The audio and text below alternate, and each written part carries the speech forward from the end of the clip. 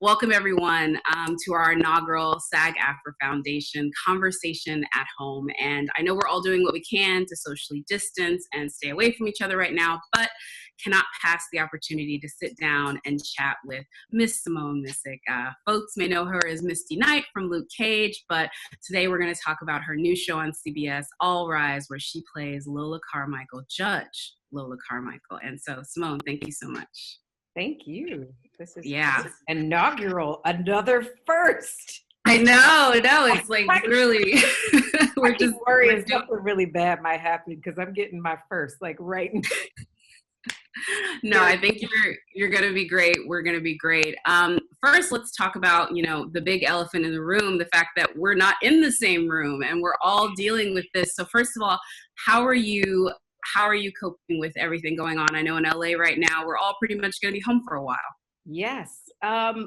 Personally, physically, I'm well. Mentally, I'm well. I do have some people that I know who are currently battling with either knowing that they have the virus and they're trying to get well or waiting for test results.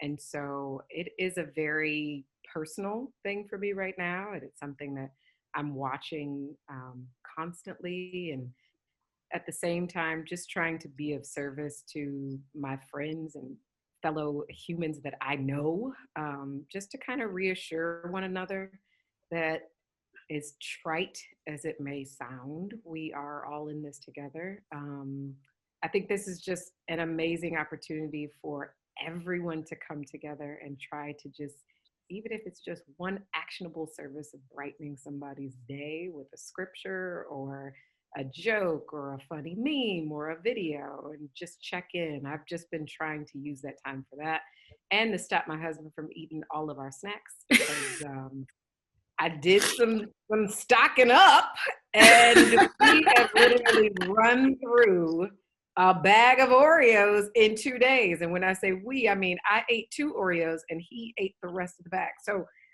that's what I'm doing. That's how I am dealing. But all jokes aside, just really, like you said, practicing social distancing. I'm practicing social isolation and staying inside unless it's to walk the dog, because my personal enjoyment is not worth compromising someone else's health. And there are just so many people who are immunocompromised, who are elderly, who are going to be much more susceptible to not doing well with the virus than I am. So I'm just trying to do my part and stay inside and keep positive, prayers out for this world. Well, thank you so much for doing that. As they said, the safest thing you can do is just stay at home and watch shows like All Rise, which is streaming right now on CBS All Access. I really want to make sure everyone knows that if they haven't had a chance to catch the show from the beginning, like I and other people have, you can go onto CBS and stream it all right now from the comfort of your couch, which is amazing. And we'll get to see your amazing performance. So let's start with the show, because this is actually a very LA show. It's based in, a fictional version of the LA courthouse, and you play a judge, and it's very much about the prosecutors and the lawyers and like this sort of like community. So talk about how you got the role and how you came onto the project.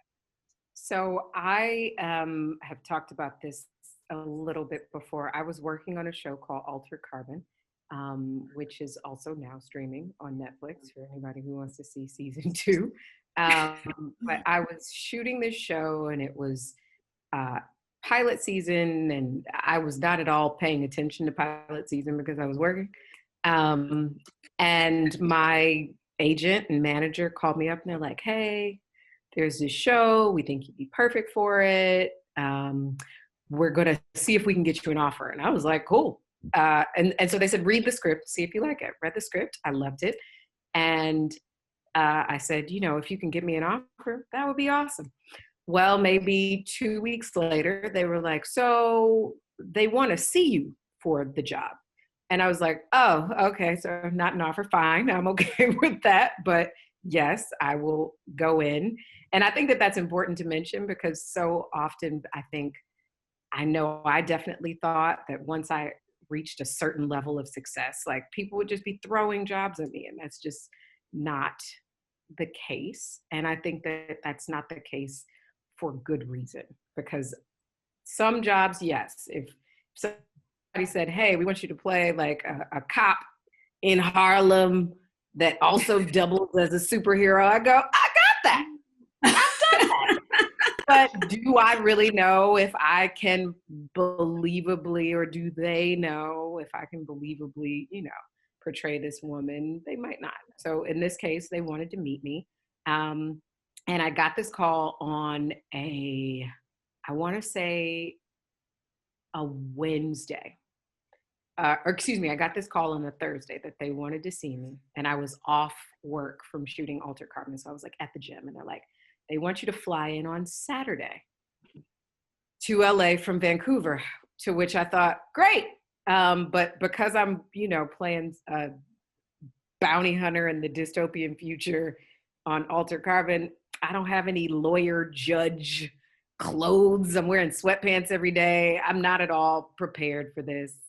So I had to spend the rest of the day like running around, printing out the sides, learning the dialogue, shopping for pants. Like I didn't have business pants, like all of these things. But then I had to work all day Friday. And I filmed Friday until about 3 a.m. And I had a fight scene. And I was like, oh, this is great. And then I got on the plane at 6 a.m. And got on the plane, flew to LA, landed, got a rental car, drove to a house that my husband and I were renting at the time, but he was out of town because he was in LA for pilot season. So we were renting a place. And so thankfully I had this place to drive to. And he and I FaceTimed in order for me to prepare for this audition. And so I'm like trying to hurry up and put makeup on and these pants that I just bought the day before. And he is FaceTiming with me to audition. He's like, I think you're good. You're good. And I go in and drive to Burbank and have a 2-hour-long audition. And this was one of the most, like, if they say that it's not a marathon, I mean, it's not a sprint, it's a marathon. This was a marathon of an audition. It was literally a network test, but it was just me. And interestingly enough, this was my first network test that I'd ever done. I'd never tested for a pilot before up until this point. And I left, flew back to Vancouver that evening, went to work on Monday, and found out I got the job on Tuesday. And so it was a very truncated amount of the audition process. It was all very quick.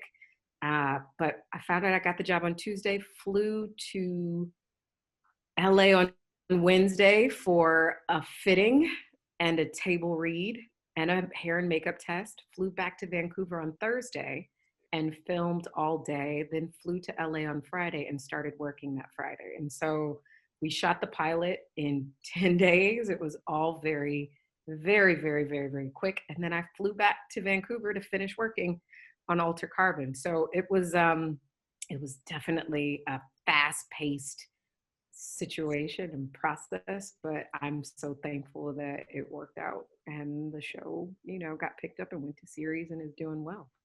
Yes. I mean, I'm sorry. I'm just enamored by this whole conversation as like the story of you getting cast. And this is going out to everyone, but mostly actors. I think they'll appreciate what you're saying about how like you just don't know. I mean, the Wednesday before that, you just thought you were going to be finishing up your season. And then, a week and a half later, you have your starring role in a pilot series, direct to series pretty much for CBS, which is insane. But I think it really illustrates what it's kind of like for working actors, to where you don't know what's going next. And so it's absolutely amazing. What I also think is important to put into perspective is that previous October, or maybe November, I'm mixing it up, but I'm pretty sure it was October. I was sitting on the set of a show called Tell Me a Story on CBS All Access. I was doing 2 quick episodes during the hiatus, working with my husband, playing his wife, having a good old time. And I got a call on a Friday to say that Luke Cage got canceled.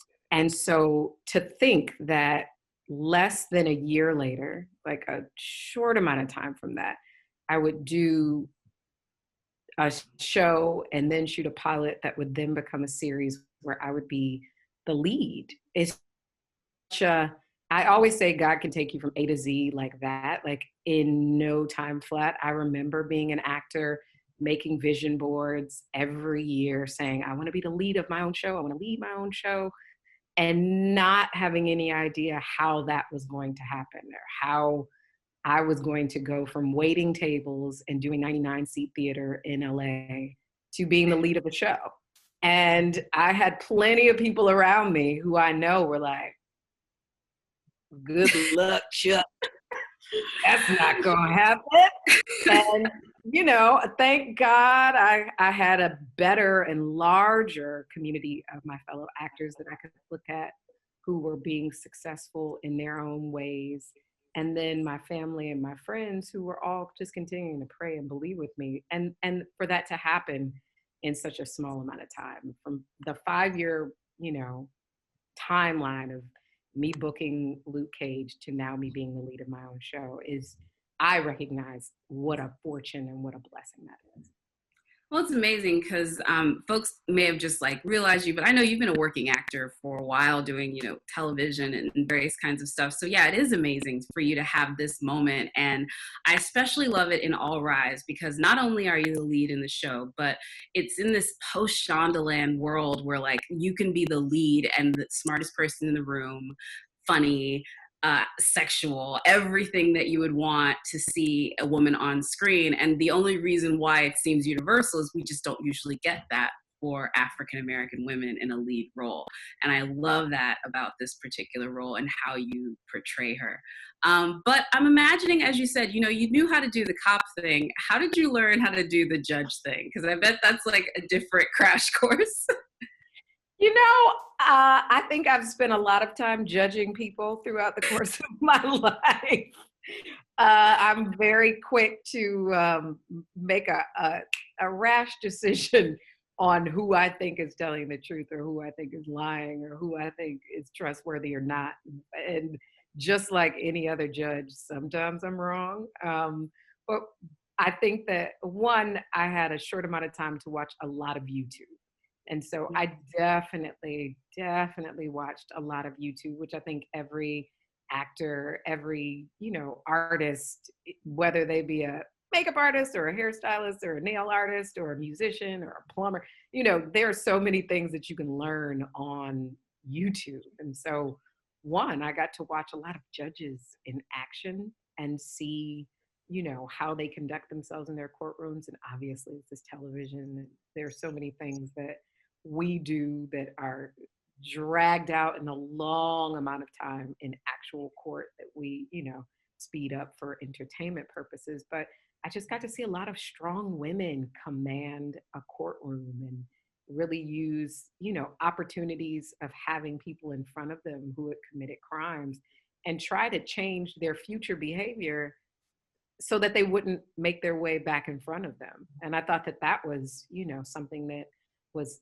interesting to watch. I also listened to podcasts about the court system. So I listened to Serial, where they went behind the scenes in this courtroom for, I think, a year and a half. Yeah, I listened to that one too. It's fascinating. I loved it. It was fascinating and heartbreaking and frustrating. And I think that a lot of the fire that Lola Carmichael has is from working within a system very similar to that, where you see people improperly charged, falsely imprisoned, shuffled through the system because of lack of wealth, power, agency, gender bias, racial discrimination. And then you also see people who need to be put in prison, who for whatever reason managed to slip through the cracks. And so I think that, one, the script gave the jumping off point for Lola in so many ways. You know, the words are there, the heart of this woman, her desire to change the system from within are there. But then I just got to do a lot of research. And at the end of the day, what is so similar between Lola Carmichael and myself is that this is a woman who has been given a great amount of responsibility to do something that she's always dreamed of doing. And we are watching her learn her way through that. And the same is true with me as an actor, wanting to be on the lead of a show. And now it's happening. And I am literally learning every single day all those things. And so something that feels very close to me in that way. Yeah, I think a lot of actors can relate to that moment where you're the top of the call sheet. Like it's just like it's like in my business, like editor in chief. You know, like you made it, and I can totally appreciate that moment. And you should enjoy it. You're right, because it is very popular. People are tweeting about it every week. I'm always seeing the hashtag trend. So it's definitely hit home with people. I think the story, and especially your character, but especially the story, because I know you guys make a huge effort in the the showrunners behind it want to make it very real. In fact, y'all have former LA prosecutors that are very intimately involved in the stories. So just talk about maybe some of the stories that they have based off of actual things that folks would be surprised about. Oh, I don't, oh God, I know that there was the first episode for me was the most jarring because I actually watched the YouTube video in searching for, different inspiration and saw the young woman who was brought into court with no pants on. And I saw the judge who was furious. She was so incensed with rage, rightfully so, that this young woman had just been ignored. She was literally invisible to every single person that allowed for that to happen. And so that was something that, when you see in the pilot episode, this woman standing in the courtroom with no pants on, that is definitely something that we actually took from the headlines. And so many stories our showrunner and our writers say that they're not necessarily the big headline stories that are, front page news. They're looking at the stories that are the little bylines that are maybe buried on the third, fourth, seventh page of a newspaper that they go, wait, what? We should expound on this. We should tell this story. And so I think that they do a really good job of not necessarily ripping things from the headlines, but ripping them from the news and saying this is an important story to shine a light on. Yeah, I think that's also too why, this is not Law and Order. Law and Order, there's always the person across that's guilty and we're just trying to make sure they get proven.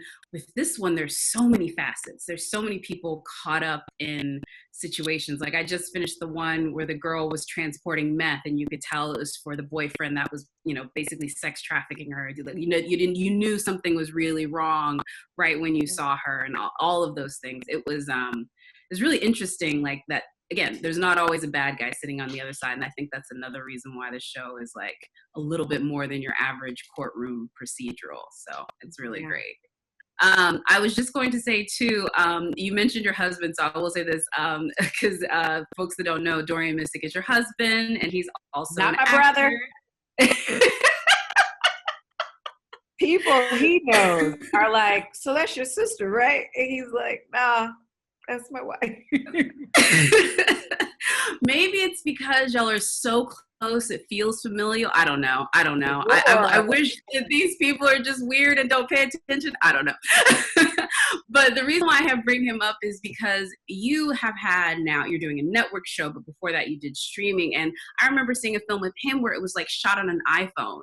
And like there's just, 9 rides. And it just seems like right now, specifically in our current situation, it's so evident people are able to watch content, watch stories in so many different ways than they used to be able to. And I just wonder if you think that has really helped actors like yourself find an extra avenue, or is it still the same as it used to be? So I believe that the number of shows that are being made just open the door for who is now being able to be seen, who people can decide to take a chance on. I think 10 years ago, I doubt I would have been called in for Misty Night. They work, when I say they, I mean casting, producers, studios, they work from a very small list. Some of them still work from that small list where they say, well, is said actress that we've known and loved for 20 years available. All right, what about the other actress that we've known and loved for 20 years? Is she available? Now, thank God, there are so many working actors that are being used in shows and in movies and in streaming services, like you said, on series, mini series. I think there was a time where I know myself as the working actor thought, oh God, really? They're doing TV now? I'm never gonna get a job. There was Yeah. that feeling of there's only so much, which is a complete, operating from a place of lack, which again, I try not to allow for that to filter in. But there was a bit of that, like, well, if Meryl Streep is doing TV, when is anybody gonna get a chance? But there's only one Meryl Streep. She can only do so much. And so there has to now be space for women who are in their 50s and 60s who need to portray these characters, and Meryl's not available.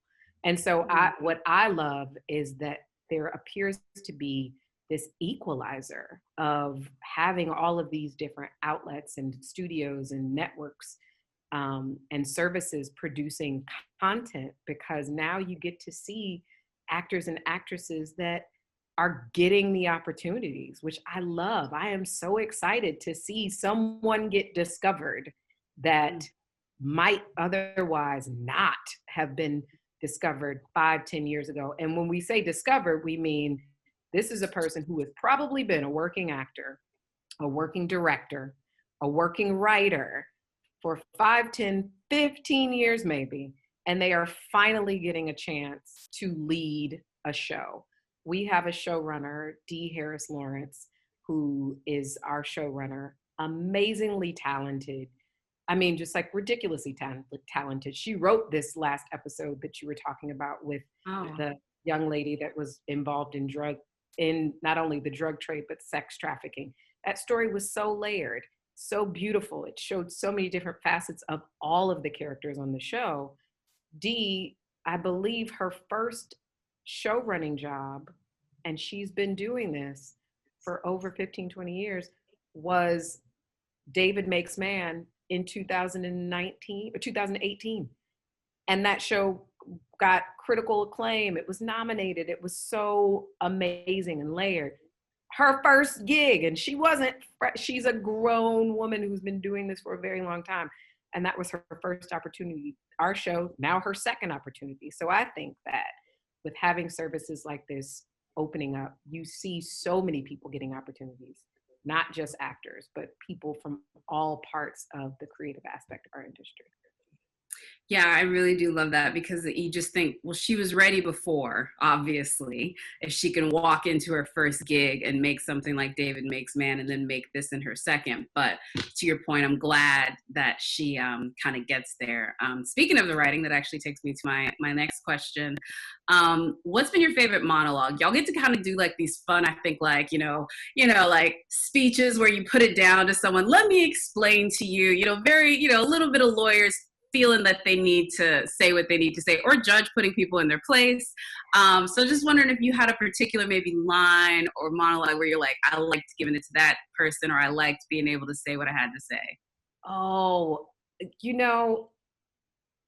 I've got a couple that really stick with me. God, and it's hard to pick one, and we're only in episode 19 at this point that we've had aired, but I would say that the speech that Lola gets to the Committee on Judicial Performance in episode 10, where she is literally fighting for her job, and she is fighting to let these people know that the actions that she's taken are not illegal, they're not impractical, and the reason why you are judging this is because you are judging me. And she finds a way to say, you are as a Black woman, and you are judging what I am doing through that lens, when that lens is what allows for me to do the job that I do. And I think that it's so eloquently written and so well directed. We had Claudia Yarmy, who also directed the episode that you just mentioned with the sex trafficking.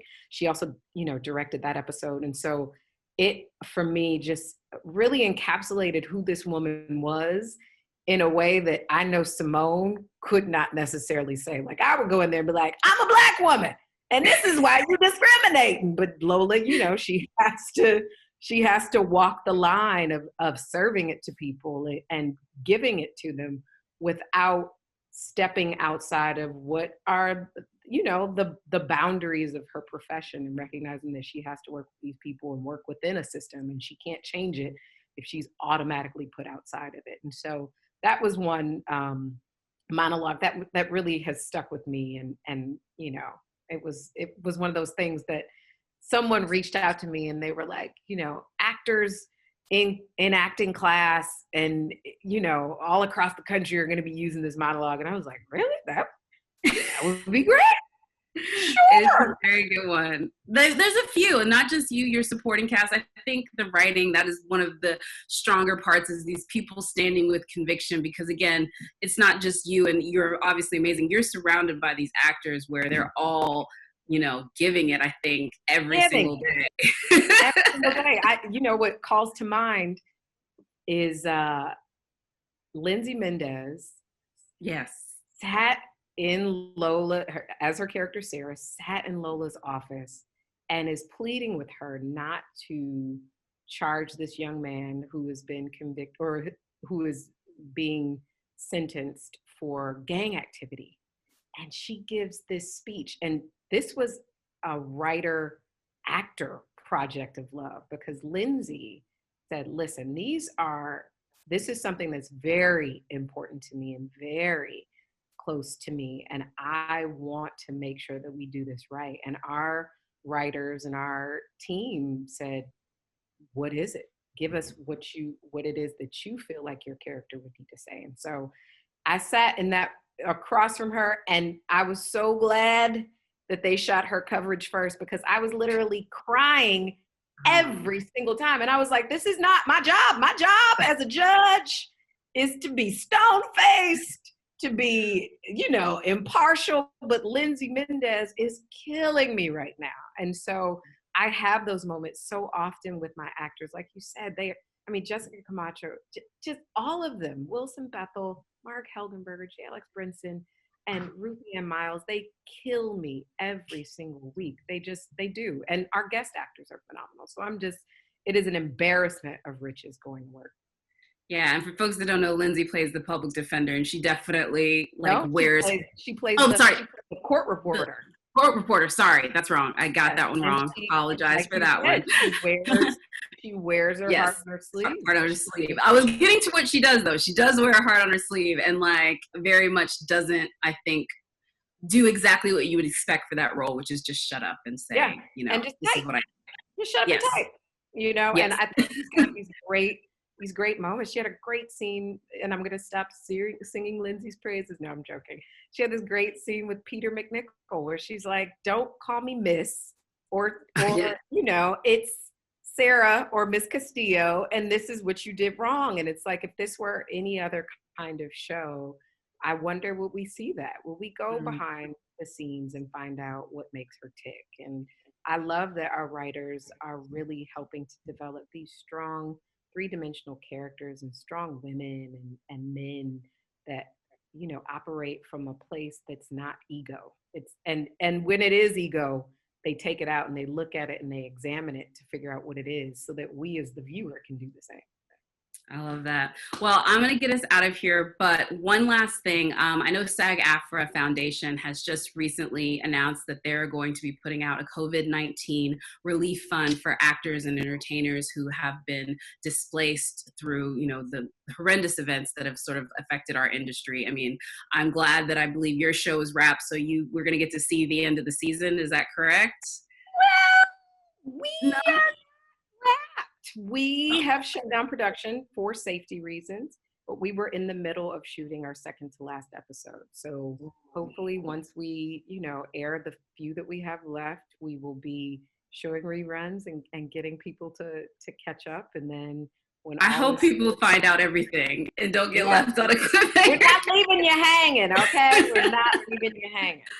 Awesome. Well, thank you very much. But I just wanted to ask you, is there anything that you want to shout out, any organizations that you maybe want folks to check out to see if they can help, or anything that they can do? Because I know you're definitely somebody that is abreast of the things that are going on, and you probably know some great organizations. Well, I will 100% endorse SAG-AFTRA Foundation. I just donated on Monday because, again, here's Lindsay Mendez coming up, bringing up in the conversation. She did a live, the Actors Fund. She did a live concert for the Actors Fund, and the Actors Fund is something that has meant so much to myself, my family, as well as other actors on our show and other actors that I know, that whenever you are struggling, they are an entity that you reach out to, and they will help give you money and pay your bills. And so they're also doing these concerts from home. And so I donated to that. I believe SAG-AFTRA Foundation is a wonderful foundation to donate to as well. But then when we look outside of our own homes, find your local food bank, find your local homeless shelter that is helping to bring goods and services to the men and women and children who are without a house to self-quarantine inside of. I think that those steps that we can take in order to just, if you have the money to donate, donate. If you have the time to share that with your fellow people in your social circle, repost it and post it, because there are so many different people that need help during this time. So. Yeah, this is definitely, as you said earlier, and it is not even a cliche, we are all in this together, is going to touch everyone, and we're only going to get out of it by being the same way. So thank you so much, Simone, for this. It was really fun. I had a blast, and stay safe and stay healthy. And thanks again for SAG-AFTRA Foundation for hosting our chat. Yes. All right. Bye, everyone. Bye.